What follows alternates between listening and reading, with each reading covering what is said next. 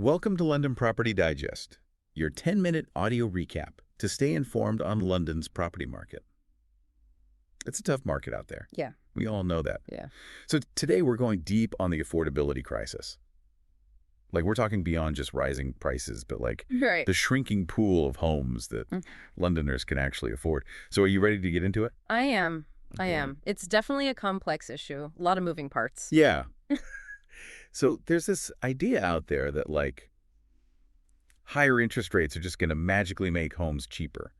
That doesn't seem to be happening though, does it?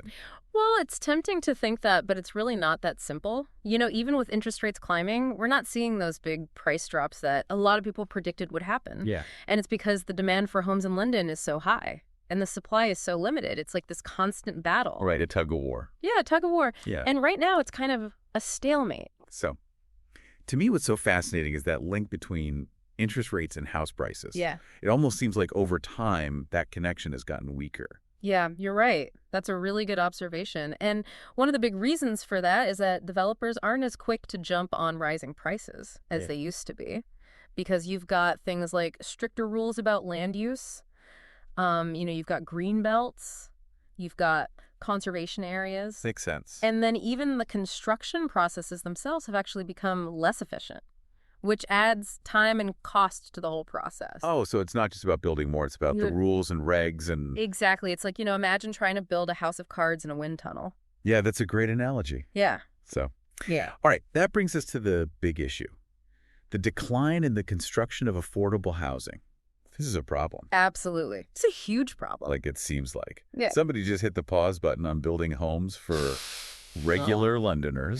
Yeah. And the numbers are really startling. We've seen an 88% drop in new affordable housing projects breaking ground between March 2023 and 2024. Well, 88. Yes. 88%. So what's causing this construction drought?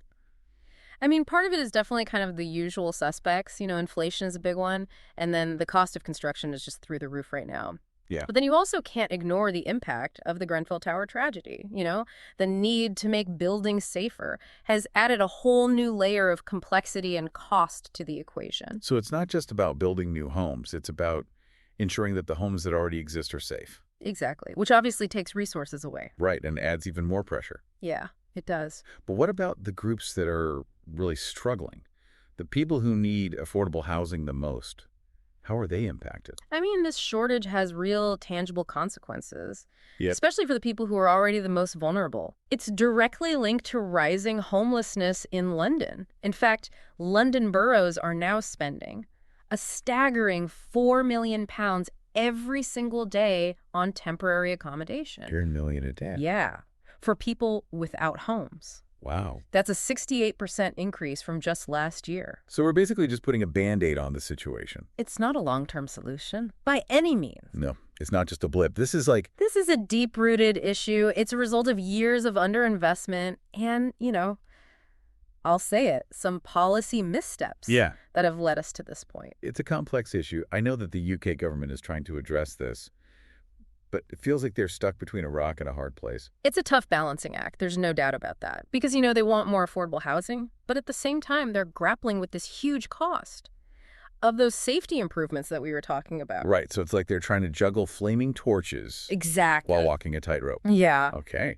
They've added some funds to affordable housing programs, but it sounds like not enough. Yeah, you're absolutely right. It's really a drop in the bucket compared to what was available in the past. Even with these extra funds, it's a fraction of what was available in the 1990s. Right. And reports from the Greater London Authority are actually showing a significant decrease in affordable housing projects, so they're working on it.